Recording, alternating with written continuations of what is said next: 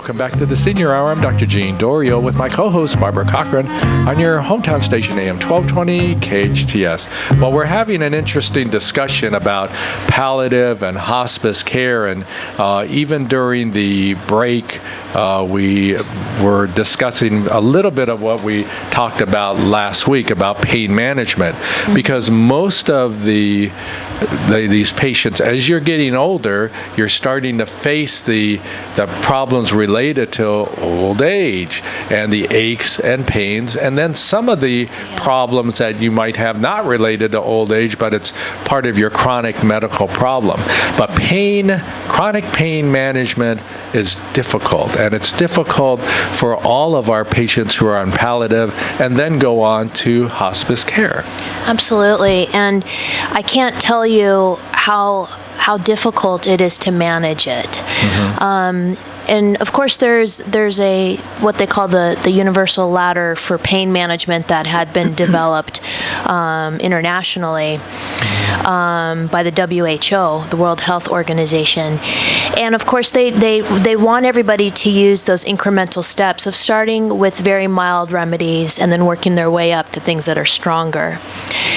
And frankly, that's fine for somebody who has a muscle ache or a sprain, an injury that occurred, while gardening, for instance. But as we're dealing with pain from the diseases that we're dealing with, that's a different scenario. And of course, we're going to start with modalities and medications that are more what we consider benign or over the counter. But at the same time, that may not be beneficial, and we have to think of other modalities. Mm-hmm. So I understand that some of our patients, and we've had some pretty interesting patients that we've tried some very interesting modalities, things like different types of patches or gels. We've used TENS units. We try to really go out of the box and think of ways of addressing our patients' pain. Even just managing their anxiety and their depression helps with pain. But it is their biggest fear, that area of suffering, that area of discomfort, having pain. And then the CDC comes out last week and says to doctors, we really don't want you to use these heavy-duty medications because people are getting hooked on it, and with that addiction is causing problems internally in our nation, and indeed it is. But when you put out something and say we're going to want you to subtract out this particular modality, but don't say let's think about something else other than Tylenol or acetaminophen or ibuprofen, then the whole system fails, because then our senior patients turn around and say, wait a second, my arthritis, you're going to give me 25 Tylenol a day and I'm going to get liver failure from it? No, I'm not going to do that. You see, that's one of the biggest problems physically with taking those heavy-duty painkillers. It'll destroy your liver and your kidneys. Absolutely. And that's why. So will acetaminophen, Tylenol. Just plain old Tylenol and ibuprofen is very dangerous for our seniors. Well, as Jean has said, when I was going through my cancer and going through the chemotherapy, I was in a lot of pain. And the doctor prescribed hydrocodone. Right. I was to take it every 4 hours. My son came in and visited, and he saw that pill on the coffee table. He said, what are you taking? And he picked it up and looked at it, and he said, Mom, he said, that stuff will kill you. He said, that stuff will kill you. Get your doctor to give you a prescription for medical marijuana, and I can provide you with it. Something that won't kill you, but will help you with the pain. And he did. Dr. Black gave me the prescription, and my son filled it. And within 3 days of taking those CBD pills, pain was gone. Wow. It's remarkable. And that is mainly, the source of that is mainly that cannabis oil. Absolutely. And there's been some really good beneficial studies to show that that's been effective. In fact, I was just at our national conference just a couple weeks ago on palliative medicine, and one of the physicians who is from University of Pennsylvania has recently written a book called Stoned. He's a physician. Stoned as for some reason that's a good title. Yeah, it's a great title with the big marijuana leaf on the front of it. And so of course I bought the book. But that's the THC portion of the plant. No, they broke it up. The way that he explained it is there's the THC component and the CBD component, which is the cannabinoid oil component. Yes. And it is about the cannabinoid component that is more beneficial. And less addicting, they say. For neuropathic pain, can be somewhat helpful with nausea, but also very effective in seizure control. Oh, absolutely. So, but do you think, though, that is there enough evidence, Dr. Kalani, in medicine now, evidence-based information now that is saying that, marijuana or cannabis or the CBD has truly a beneficial effect? I mean, are we going to open ourselves up to start saying, yeah, let's put that substitute in there now that the CDC is saying, okay, we're going to remove the heavy duty stuff. Is it a worthy substitute? And will the medical science, the medical doctors, the big guys in the New England Journal and the back east say, yeah, let's go in that direction? Is that gonna? Are we there yet, or is that reefer madness still playing a role in our psyche? We still have a ways to go because, frankly, we don't know what patients are consuming. It's not regulated. These are still products that are out there that it's not a regulated industry. So we don't know what type of plant they're getting. We don't know if it's a sativa or if it's what other types of marijuana leaves there are, and they have different chemical structures as to the percentage of THC versus CBD. So every different type of marijuana has different percentages of these components. So that's one thing. So the regulation is a huge factor. So until we have more regulation and more clear-cut evidence and know exactly what our patients are getting, it's going to be up in the air. It is, and that's where our problem is, because I think that there's reservation and laws that say that evidence-based studies cannot be done on marijuana because of the way it is classified, and that all that does to me is make you think that they want it that way because the pharmaceutical companies can use that to block these studies to be done. Absolutely. And we're going to be again left in limbo. Now shouldn't we start having we're talking about open discussion in terms of end of life care and for our elder senior patients, maybe just in general we have to have this discussion in the community, in our society, to say, let's reconsider. Let's start doing the studies. If you go to any of these marijuana dispensaries, you see there's a whole bunch of types, like you said, Dr. Kalani. They're there, but they're different.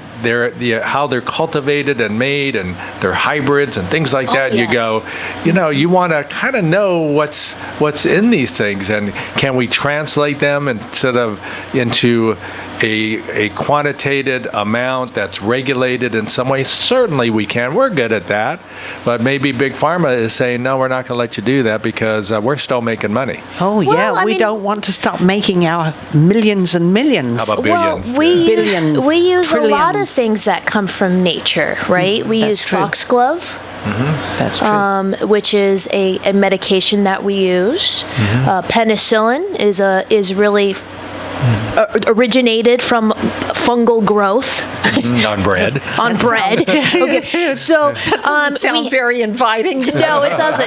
But it is effective. It has been manufactured. There's ways for us to get around this and help patients. Yeah. And there's a lot of opportunity out there. I think it is all about big industry and the finances of doing these big research projects. So it's a challenge.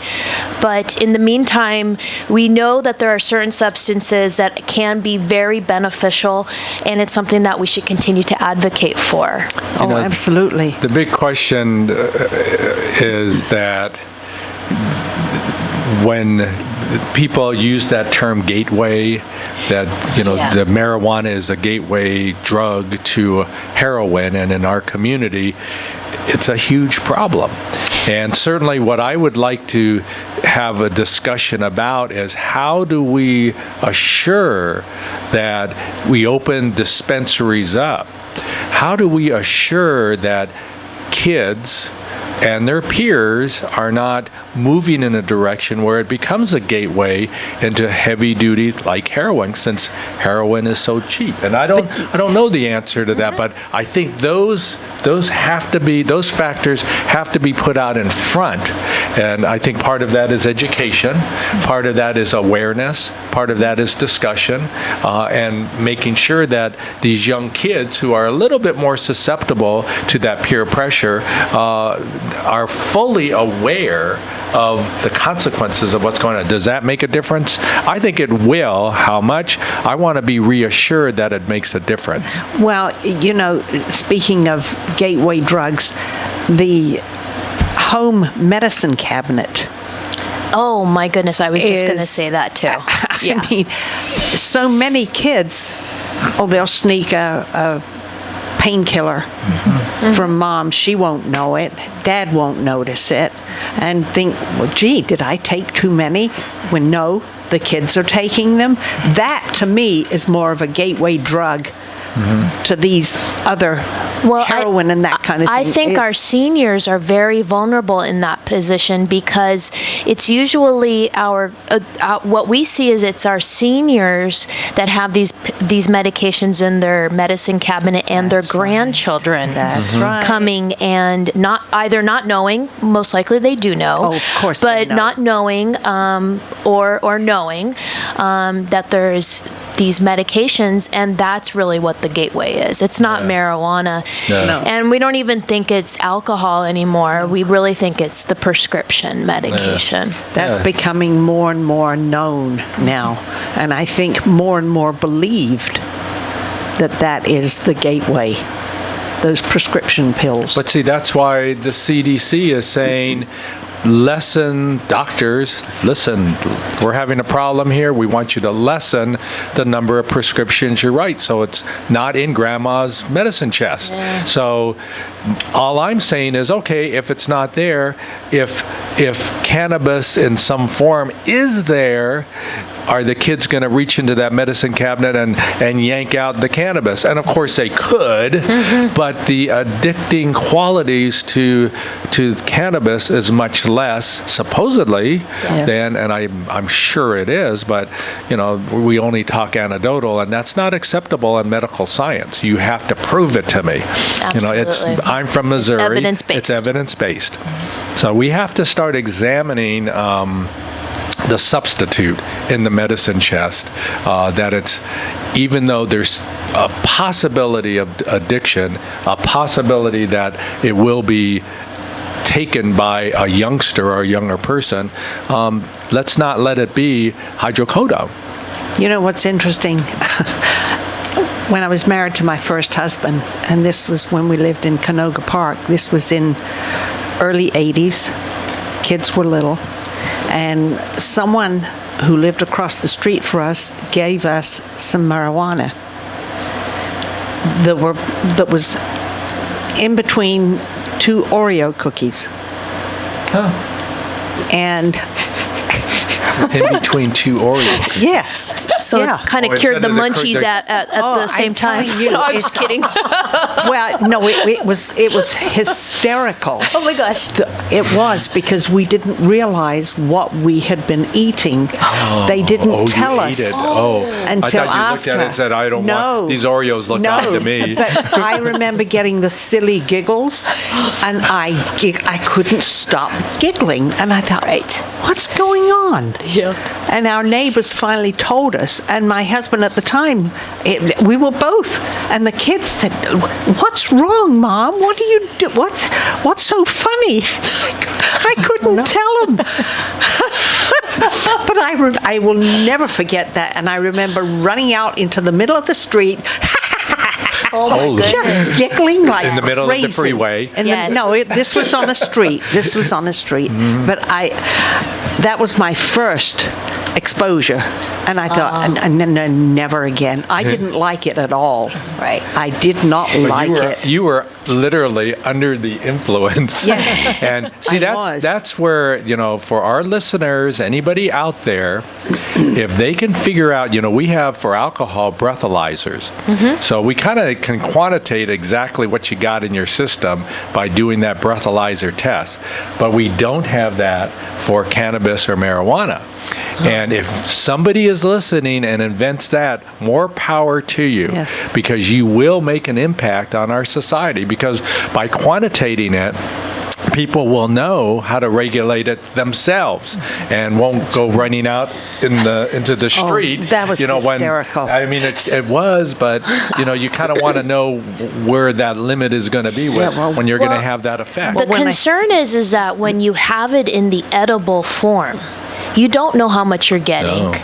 That's right. You definitely have the potential of overdosing, and remember, this is the THC is a psychoactive component, so it can put you into an acute psychosis, and it can make your heart go fast. You can end up in the emergency room. You can die. Be pretty serious. Although I've never had seen a a death, right? Yeah, nor have I, but maybe there's been a side effect, like a car accident or jumping out into freeway traffic. Well, absolutely. The thing that affected me was I got an unbelievably upset stomach. I was running back and forth.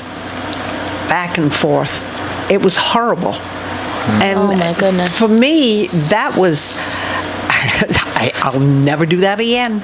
Never do that again, because it was a very uncomfortable after effect. Right. It's funny at the time.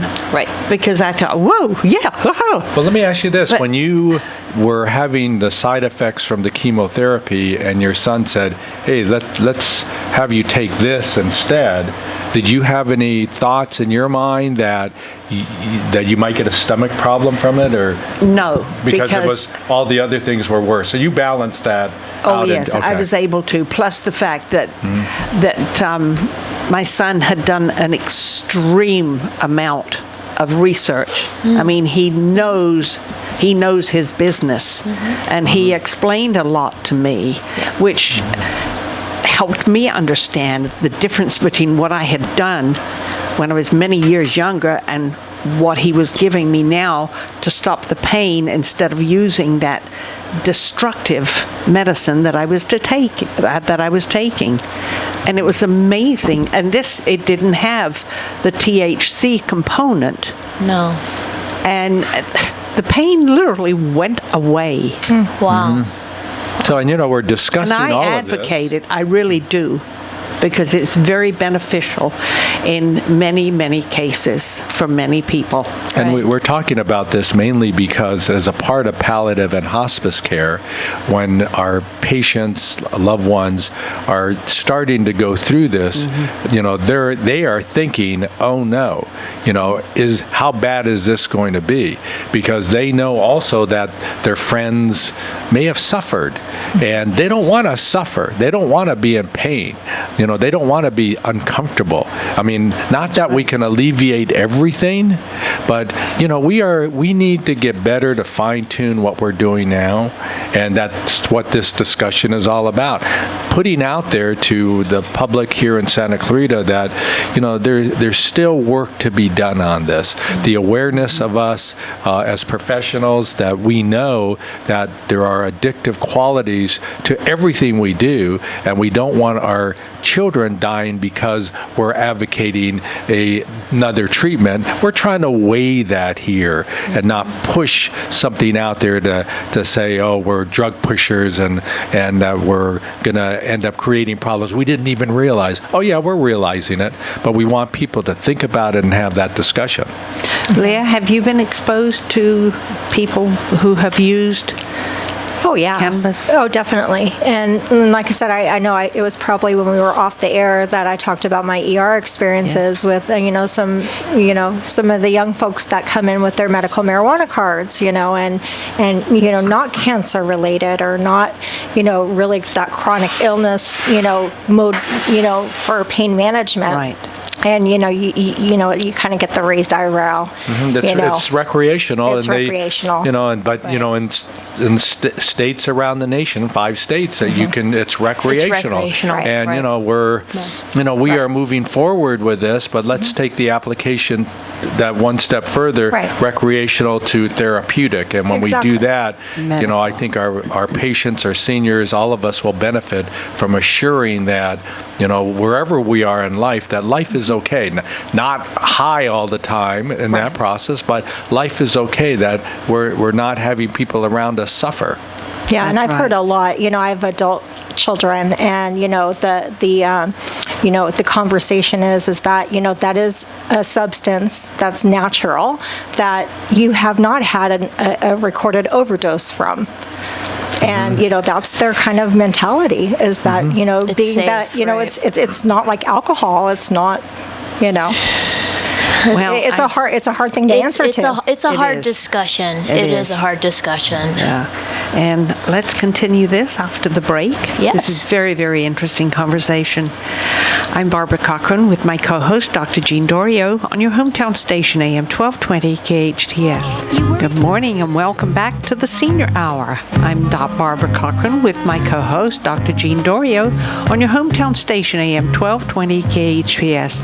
And we've been speaking with Dr. Mara Kalani, a palliative care doctor, and Leah Phillips, who is an RN, also involved with palliative care. And we have really run the gamut of subjects. We sure have. Oh, today. my goodness. But it's all surrounding care.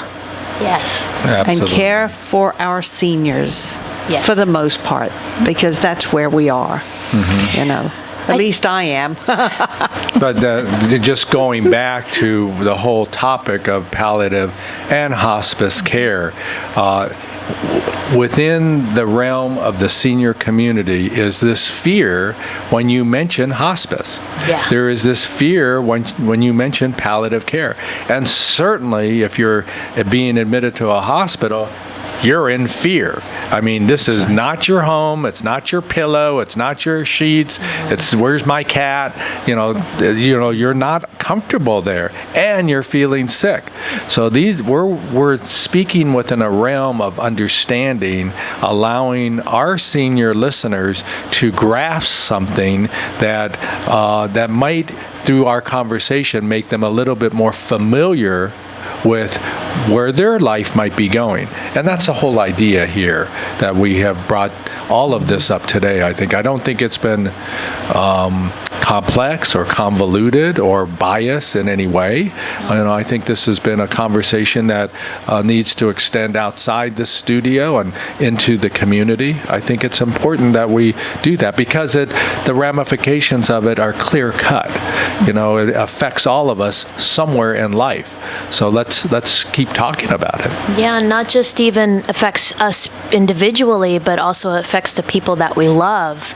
I'm not a senior yet, lot, but I do have seniors in my life that I truly care about, and I want to make sure that they get the best care possible, that their measures of quality of life are enforced and respected, and that to me is what's important.